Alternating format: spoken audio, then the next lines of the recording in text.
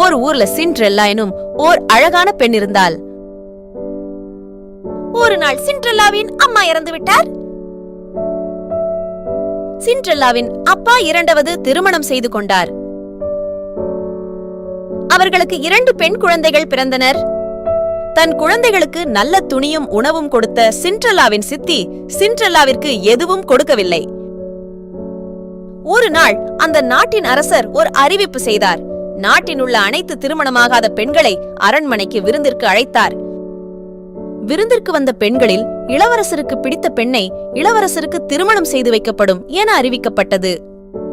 இதை அறிந்த சிண்ட்ரெல்லாவின் சித்தி தன் 2 மகள்களை அரண்மனைக்கு அழைத்து சென்றார். வீட்டிலிருந்த சிண்ட்ரெல்லாவின் முன் ஒரு தேவதை தோன்றி ஒரு மந்திர செருப்பை கொடுத்தார். அந்த செருப்பை அணிந்த சிண்ட்ரெல்லா ஒரு தேவதை போல மாறினாள். அரண்மனைக்கு செல்ல ஒரு சாரட் வண்டியும் தோன்றியது. நள்ளிரவில் சிண்ட்ரெல்லா திரும்பி வரும்படி தேவதை எச்சரித்தாள். அந்த வண்டியில் சிண்ட்ரெல்லா அரண்மனைக்கு சென்றாள்.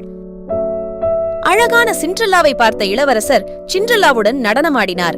அவர்கள் இரவு முழுவதும் ஒன்றாக நடனமாடினர்.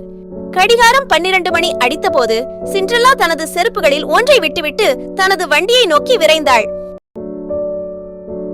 இளவரசர் அந்த செருப்பை எடுத்து வைத்துக் கொண்டு சிண்ட்ரெல்லாவை தேடினார். இளவரசர் காவலர்களுக்கு ஒரு கட்டளை அளித்தார்.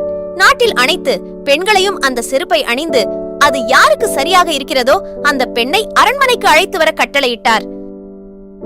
சிண்ட்ரெல்லா அந்த செருப்பை அணிந்தவுடன் மீண்டும் அழகாக மாறினாள். இளவரசரும் சிண்ட்ரெல்லாவும் திருமணம் செய்து கொண்டு சந்தோஷமாக வாழ்ந்தனர்.